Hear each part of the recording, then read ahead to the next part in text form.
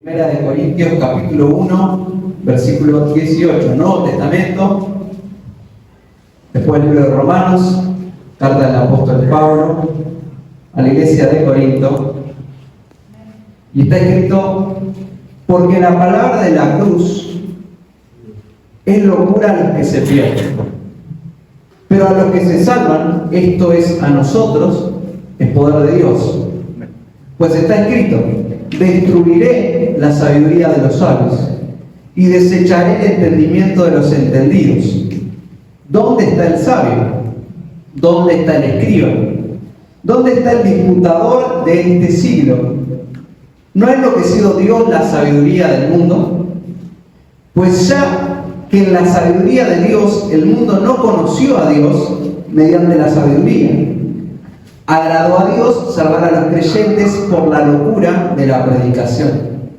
Porque los judíos piden señales y los griegos buscan sabiduría, pero nosotros predicamos a Cristo crucificado. Para los judíos ciertamente tropezadero y para los gentiles locuras, mas para los llamados, así judíos como griegos, Cristo, poder de Dios y sabiduría de Dios. Amén. A la palabra de Dios. Vamos a orar por esta palabra. Señor, te damos gracias por este texto que podemos leer junto a mis hermanos en este día. Te pido, Señor, que pueda ser nutritivo, que pueda ser de bendición para nuestra vida espiritual, Señor, que podamos tomar, Señor, de él aquello, Señor, que vos tenés preparado para nosotros. Siempre tu palabra, Señor, tiene un destino, tu palabra no vuelve vacía, tu palabra, Señor, a veces es un martillo que quebranta la piedra, a veces, Señor, es una espada, Señor, que corta, Señor, que traspasa nuestra vida, Señor. Pero tu palabra también es esa agua, ese alimento, Señor, que nos purifica, que nos limpia, que nos transforma, Señor. Te pido que tu palabra, Señor, sea eficaz como siempre lo es en nuestros corazones y que no nos volvamos vacíos, sino que nos volvamos llenas, Señor. Gracias, Padre, por tu palabra, Señor, y creo, Señor, que ella tiene poder para salvar, para transformar, para fortalecer, Señor, nuestros corazones. En el nombre de Jesús, amén y amén. Amén. Pueden tomar asientos, hermanos.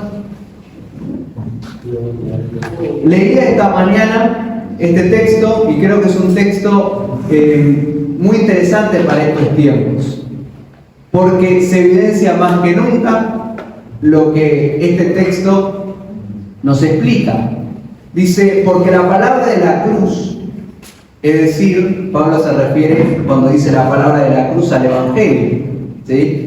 A la predicación del Evangelio, que está centrado en la cruz, en el sacrificio de Cristo. Es locura a los que se pierden, pero a los que se salvan, esto es a nosotros, es poder de Dios. Este primer versículo refiere a cómo uno percibe el Evangelio, ¿no? Y hay dos formas de percibir el Evangelio. Yo no sé si usted sabía, pero su vida, o la vida del ser humano, de cada ser humano que habita esta tierra, está en un proceso de salvación, un proceso de destrucción. Es así. Nuestro cuerpo, nuestra vida espiritual, está en proceso de salvarse o de perderse. Estamos yendo hacia un destino, y ese destino es salvación o perdición. No hay otro destino, no hay un camino alternativo, no hay un punto intermedio, salvación o perdición. Romanos 8:23, por ejemplo, si usted lee rápido conmigo, el texto nos dice en Romanos 8:23: y no solo ella, sino que también nosotros mismos, está hablando de los cristianos, de los creyentes, que tenemos las primicias del Espíritu, nosotros también gemimos dentro de nosotros mismos esperando la adopción, la redención de nuestro cuerpo. Estamos esperando un día la redención completa de nuestro cuerpo. Ese día donde Dios se nos manifieste y tenemos esa esperanza. También en Romanos 13:11 el texto dice: y esto conociendo el tiempo, que es ya hora de levantarnos el sueño, porque ahora está más cerca de nosotros nuestra salvación que cuando creímos. Porque la salvación es presente, pasada y futura. Dios nos salvó, Dios nos está salvando, somos salvos y seremos salvos. En la consumación de la salvación completa es cuando nuestro cuerpo sea glorificado y cuando estemos en la presencia del Señor. O sea, nosotros estamos en un proceso de salvación. Pero también, eso es para los que creen. Para los que no creen, están en un proceso de destrucción. En lo que la Biblia informa, por ejemplo, en Efesios capítulo 2, versículos 1. Efesios 2:1 dice que Dios nos salvó. Él nos dio vida a nosotros cuando estábamos muertos en nuestros delitos y pecados, en los cuales anduvisteis en otro tiempo, siguiendo la corriente de este mundo. Dios nos salvó de ese destino. Dios cambió nuestro destino. Dios nos dio vida. Conforme al príncipe de la potestad del aire, está hablando de Satanás. El espíritu que ahora opera en los hijos de desobediencia. Está hablando de los que no conocen a Cristo. Son hijos de desobediencia. Entre los cuales también todos nosotros vivimos en otros tiempos, dicen, los deseos de nuestra carne, haciendo la voluntad de la carne y de los pensamientos, y éramos por naturaleza hijos de ira, lo mismo que los demás. Entonces estamos los hijos de Dios y los hijos de ira, que ¿qué van a recibir? El castigo y el juicio de Dios sobre ellos. Entonces, o estamos en un proceso de salvación o estamos en un proceso de destrucción. Y eso define nuestra percepción del Evangelio. Cómo percibo el Evangelio define en qué proceso estoy, hacia dónde me estoy dirigiendo. Para algunos, perciben el Evangelio como locura. Es una locura. Y otros perciben el Evangelio como salvación, como poder de Dios. ¿Cómo puede haber dos opiniones tan dispares de una misma verdad o de una misma realidad? Hay dos grupos de personas, aquellos que escuchan el Evangelio y dicen esto es una locura, esto es absurdo. Y la traducción del griego significa es una estupidez, es una ridiculez, es absurdo. Esas palabras. Ahora, para otras personas, el Evangelio es poder de Dios. Es lo que dice Pablo en Romanos 1:16. No me avergüenzo del Evangelio, porque es poder de Dios para salvación. Entonces hay dos grupos de personas, de aquellos que dicen, escuchan el Evangelio, ven el Evangelio, y la solamente idea del Evangelio y de seguir a Cristo, o la sola idea de Dios, les parece una ridiculez, algo absurdo, algo para necios, para tontos, para mentecatos. Estás perdiendo el tiempo. Algunos lo perciben con una pérdida de tiempo, pero otros perciben el Evangelio como una verdad, como poder de Dios para salvación. Entonces, ¿en qué grupo estoy? Mi percepción del Evangelio a la vez indica, evidencia en qué proceso estoy, si en un proceso de salvación o en un proceso de destrucción. Ahora, qué interesante es cómo puede haber dos opiniones tan dispares, ¿no?, de una misma realidad.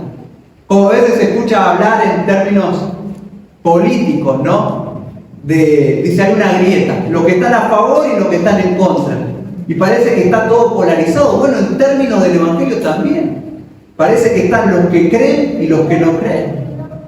Los que creen que lo que estamos hablando y escuchando es verdad, y los que creen que es una tontería, un cuento, un mito, una superstición. Ahora, Dios ahora va a evidenciar de que Él es un actor partícipe de esa percepción. ¿Por qué? Porque dice el texto, Pablo evidencia aquí que Dios dijo, destruiré la sabiduría de los sabios. En este mundo se supone que hay gente sabia, inteligente, ¿no? Gente que razona, que a través de la razón y a través de lo que se llama el famoso método científico, ¿no?, a través de la experimentación encuentra y aprende de los sucesos. Más a partir de ese momento histórico que fue la iluminación o el iluminismo, donde dijeron, no, nosotros vamos a buscar la razón, vamos a buscar la verdad allá, ¿no? Y parece que hay gente sabia, hay gente que estudia, hay científico, hay eminencia, hay gente que experimenta y trata de buscar la verdad. Pero Dios dice que Él va a destruir la sabiduría de los hombres. Dios la va a desviar al punto tal de que esa aparente sabiduría y esa aparente eminencia quede en ridículo. Quede en ridículo. Y cuando leía esto, Lo que está haciendo el apóstol Pablo es citando Isaías o parafraseando Isaías capítulo 29, versículo 14. Isaías 29, 14, la profecía de Isaías, dice Dios: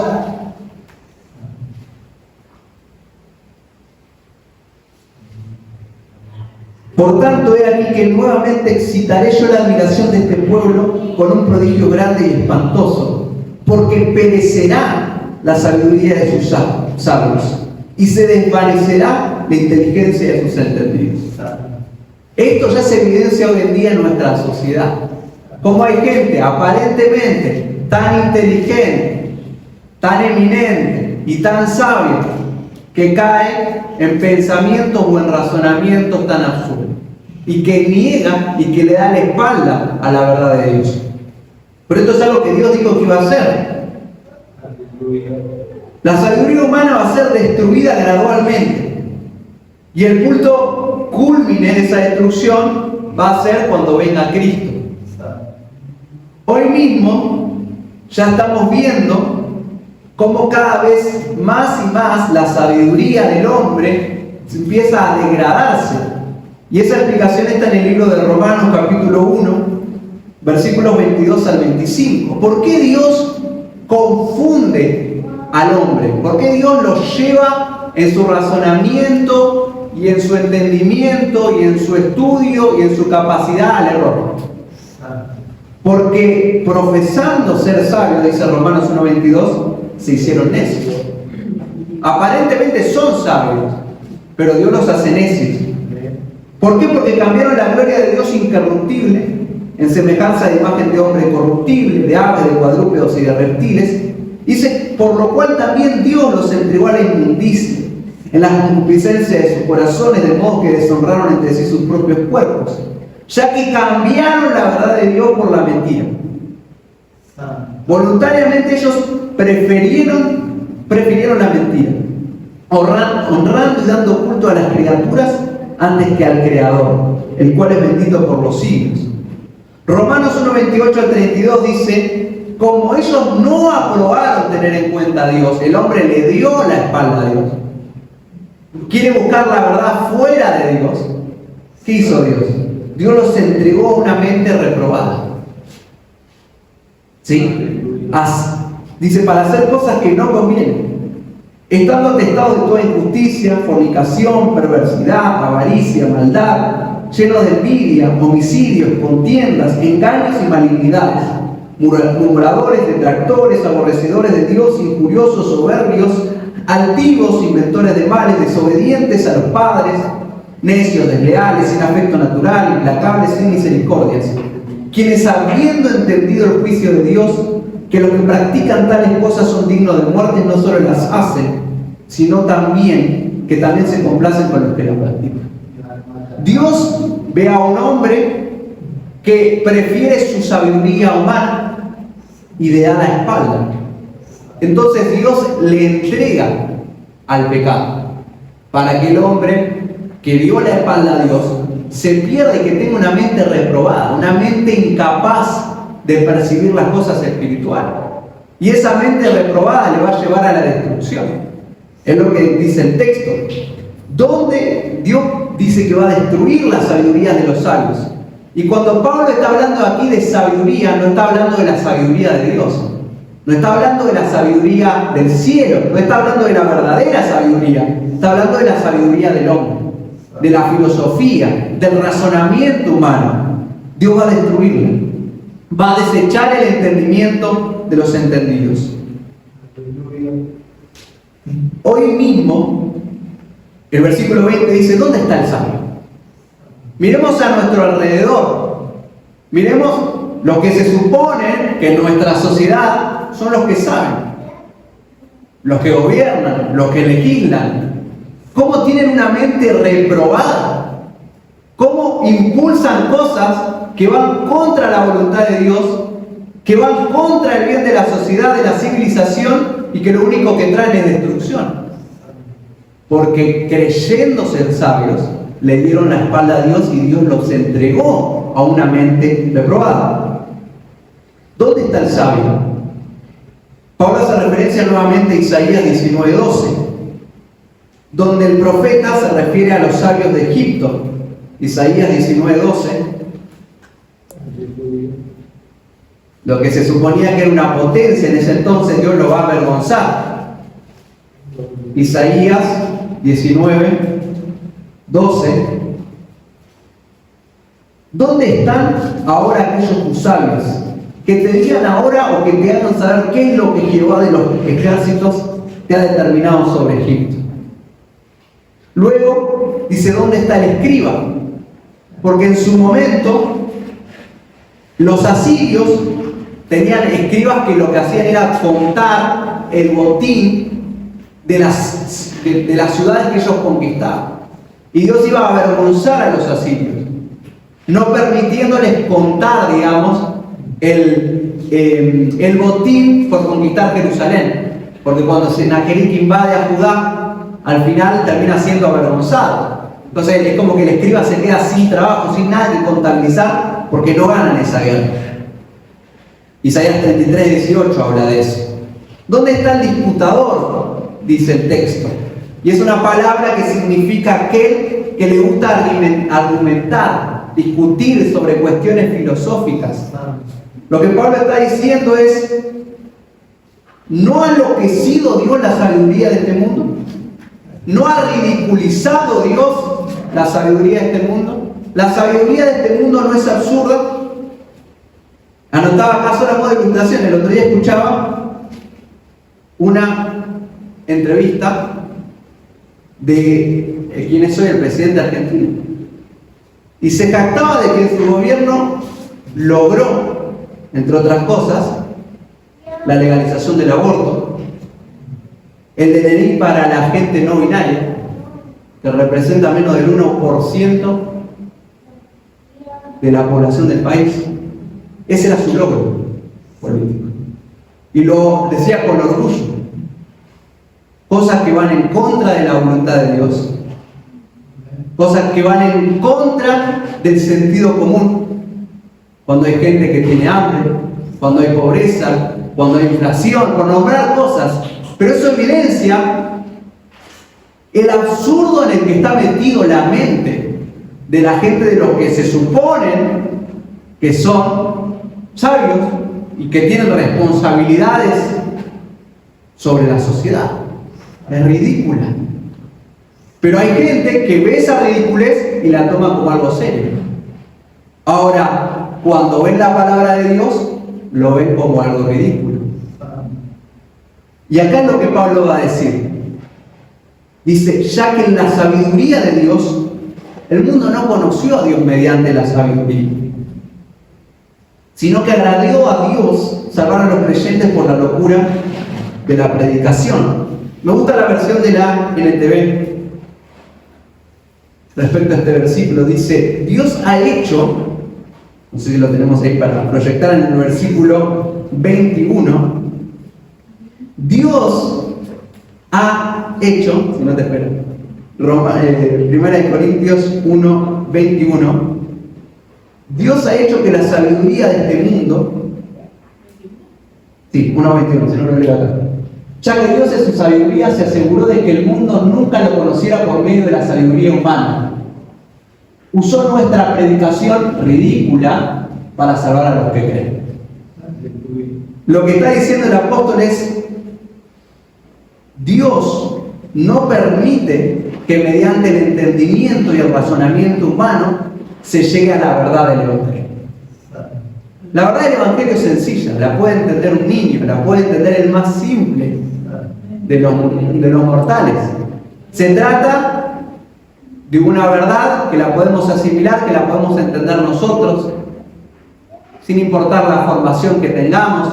Algunos podrán tener un estudio primario, secundario, otro terciario, otro universitario, no importa. La verdad de Dios es una verdad clara para el más sencillo de los hombres o mujeres. Porque Dios avergonzó la sabiduría de este mundo. Dios podría haber tomado al más sofisticado, al más sabio de los hombres. Y Dios podría haber dicho y expresado su verdad a los hombres a través de una serie de argumentos científicos, teológicos, filosóficos, para que no quede duda que su verdad es así. Dios podría haberlo hecho. Dios podría haber demostrado su sabiduría o su verdad a los hombres a través de señales. Señales gloriosas. Pero Dios prefirió revelar a los hombres su verdad a través de, entre comillas, la locura de la predicación. Una predicación sencilla, porque el Evangelio es sencillo. Se trata de un Dios haciéndose carne, viniendo a pagar un precio, entregándose en sacrificio para los hombres. ¿Y en qué consiste? Que aquel que en Él cree no se pierda, mas tenga vida eterna. Eso es el Evangelio. No tiene una base, una justificación filosófica, un método científico detrás, porque Dios decidió, como dice aquí el texto, ¿sí?, enseñar su verdad no a través de la sabiduría o el razonamiento humano, sino a través de la locura de la predicación. La locura, entre comillas, no es nada loco, no es nada ridículo, es cómo lo percibe aquel que no cree en Cristo. Es decir, nosotros no tenemos una verdad que es ridícula, nosotros no tenemos una verdad que es absurda, nosotros tenemos una verdad que es poder de Dios para salvación, que la percibe como ridícula o como absurda aquel que está enredado en el razonamiento y el entendimiento humano. Pero para nosotros es poder de Dios y es para salvación. Y el texto dice, porque los judíos piden señales. Va a venir gente acá que ¿qué quiere? Yo quiero ver. Yo quiero ver señales, quiero ver milagros, así voy a creer. Eso es lo que le decían a Jesús.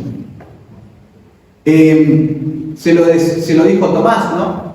Cuando yo vea la señal en las manos y los pies, ahí voy a creer.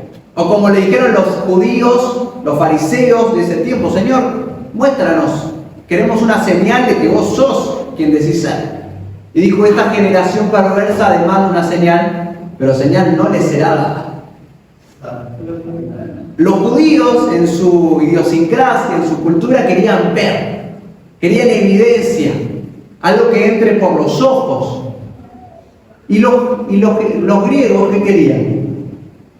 Los griegos tenían una cultura, los griegos son los padres de la filosofía occidental, ¿no? Son los que a través del razonamiento querían escuchar algo nuevo y querían justificación, un razonamiento filosófico. Y Pablo, cuando va a Atenas, dice que ellos querían escuchar algo nuevo, estaban deseosos de escuchar algo nuevo, una filosofía nueva.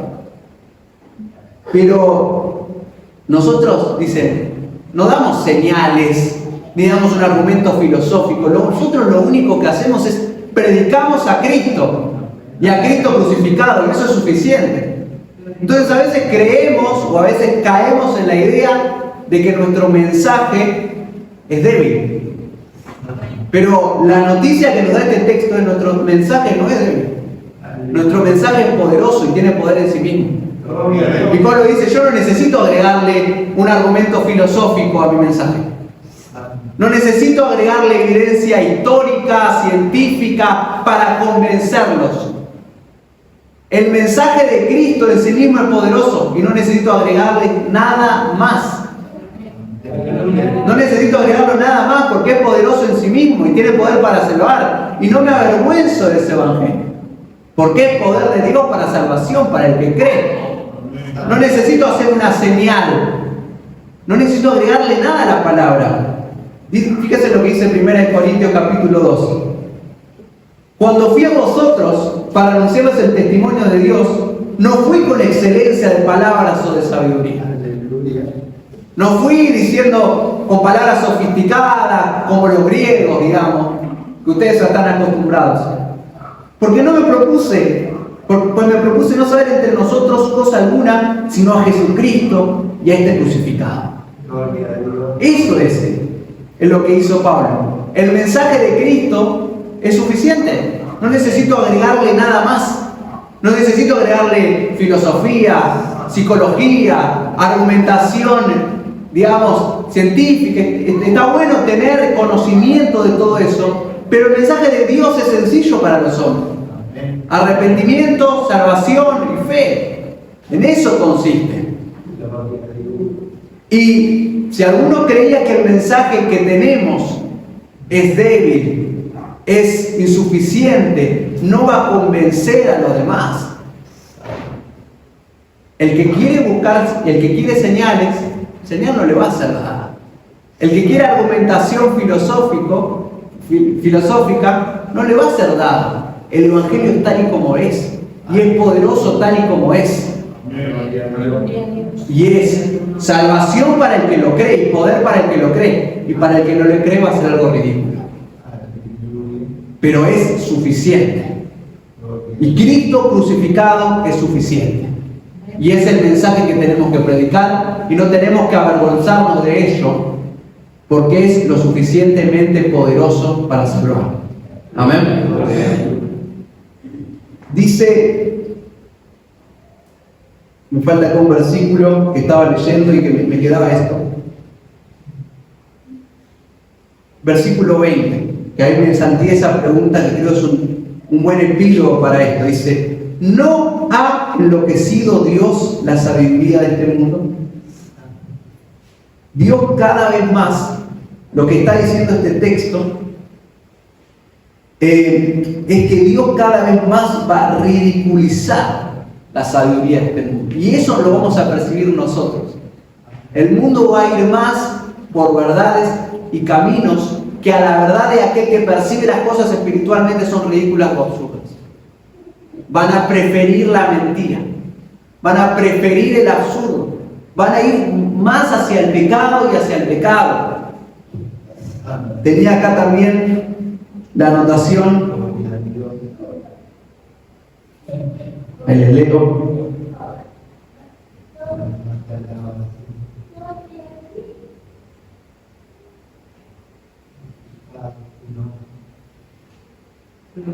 El Evangelio para el mundo es una ridiculez. Ahora, lo que Pablo nos está mostrando es la contracara. Para nosotros, la sabiduría de este mundo es una ridiculez. La sabiduría, para aquel que percibe las cosas espirituales, la sabiduría del mundo enloqueció. El mundo enloqueció. El mundo enloqueció y la sabiduría de este mundo enloqueció. Y uno va a prender la televisión y va a leer los periódicos y los diarios y las noticias y va a decir la sabiduría de este mundo enloqueció, porque va a ser cada vez más y más absurdo lo que veamos que pasa en nuestro alrededor. Porque para nosotros tenemos una mentalidad y una visión y una percepción espiritual, y el Evangelio es nuestra verdad. Y tenemos la verdadera sabiduría. Y tenemos la razón.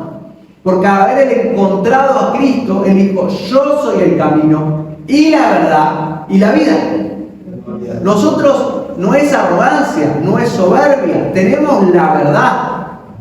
Y si cuánta gente que con soberbia y con prepotencia defiende la mentira, ¿cómo nosotros vamos a avergonzarnos de defender la verdad y de proclamar la verdad o de apocarnos cuando tenemos una palabra que es poderosa en sí misma y que es la verdad? Aleluya. Por eso Pablo dice, no me avergüenzo del Evangelio. Hermanos, cuando el texto a lo largo de todo esto dice sabiduría, se refiere a la sabiduría de los hombres. Vamos a ir viendo constantemente cómo la sabiduría de los hombres se enloquece, cómo van a venir muchos a la iglesia buscando señales, buscando cosas que puedan percibir a través de los ojos, a través de los sentidos, a través de la experiencia, a través de lo sensorial, y otros que van a venir solamente buscando una argumentación, una justificación filosófica, pero el Evangelio de Dios se trata mucho más que esto. Se trata de predicar la palabra, tal como nos fue dada. Contarle al mundo la historia de Cristo. Y eso es suficiente. No necesitamos dar argumentos ni señales mayores que este mensaje, porque es lo suficientemente poderoso para salvar a los pecadores. Nunca debemos creer que el mensaje es simple, que es sencillo, que es débil, sino el Evangelio de Dios es poderoso para salvar. Vamos a ponernos de pie en este día. Y quiero que se lleve algo en el día de hoy, quiero llevarme algo, que es el mensaje que tenemos es poderoso. La palabra que tenemos es poderosa. Quizás estamos escondidos, como diciendo, no tengo algo para decir. Y quizás muchos se sienten apocados hablando con un vecino, un familiar, que quizás siempre está en nuestros entornos aquel que se cree intelectual, o aquel que se burla de la palabra, como si la palabra fuera ridícula o locura, cuando el mundo está en una sabiduría que es ridícula y absurda y va rumbo a su destrucción. Y nosotros debiéramos tener la frente en alto como lo tenía Pablo, y la seguridad de que tenemos la verdad de Dios y que no tenemos que avergonzarnos o apocarnos de explicarla, porque si no es que no estamos teniendo fe en esa palabra, no estamos teniendo fe en el poder de la palabra, el poder transformador de la palabra, el poder que cambia, que convence y que es poderosa en sí misma. Así que la idea de este mensaje es: seamos conscientes de que tenemos un arma poderosa, que corta por sí misma, que no necesita agregados, y que cada vez más y más la sabiduría de este mundo va a ser destruida, humillada y avergonzada.